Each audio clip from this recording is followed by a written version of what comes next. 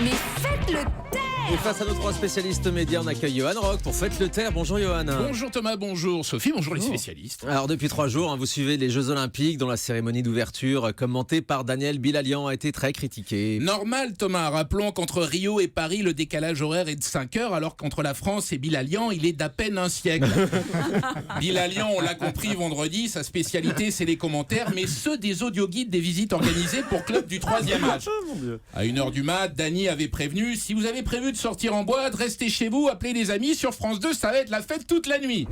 Ayons donc une petite pensée pour cet ado de 17 ans qui, dans le salon de ses parents, a découvert ses premiers émois en dansant un slow sur les commentaires langoureux de DJ Dan Bilalian.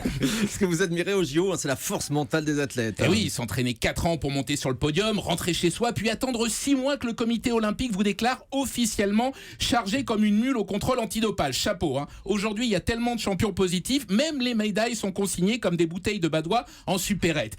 Comme Pierre de Coubertin le disait, l'important...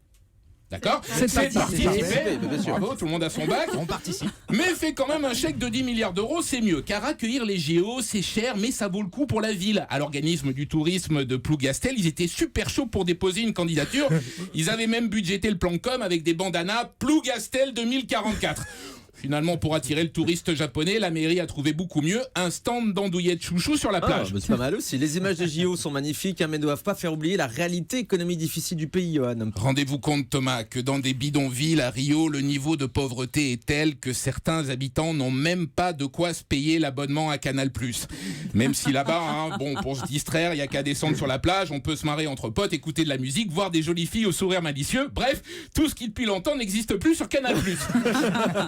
Ce week-end, d'ailleurs, Vincent Bolloré s'est déplacé à Rio, il est très choqué en découvrant les favelas. Il a dit, tous ces gens là sans travail qui s'entassent au même endroit, c'est horrible. On dirait la prochaine charrette à Canal+.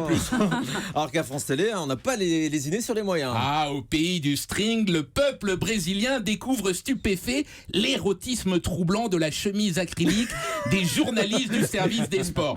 Designée by Damar, celle dont le col ne ferme pas et les auréoles sont grandes comme la région Provence-Alpes-Côte d'Azur sous les bras. Les journalistes ne dorment plus, ils sont hantés par une seule question: qui va commenter les matchs de beach volley féminin? Oui, chaque ralenti d'une joueuse en train de se remettre l'arrière du maillot, c'est un courrier d'avocat d'une femme de commentateur pour demander le divorce en référé. Heureusement, il y a Laurent Luyat, toujours là, imperturbable, sous Tranxène depuis l'arrêt de Village Départ. Luyat, il cherche depuis le regard de Julie Pietri, Herbert Léonard.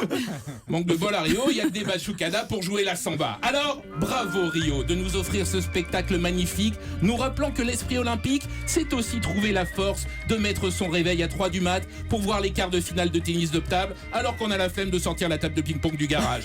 Merci aux sportifs de se sacrifier pour nous, pauvres téléspectateurs qui voteraient dans le canapé. Entretenons le feu sacré de notre éternelle flemme olympique. Oh, c'est joli, merci beaucoup Johan Rock, Faites le Terre.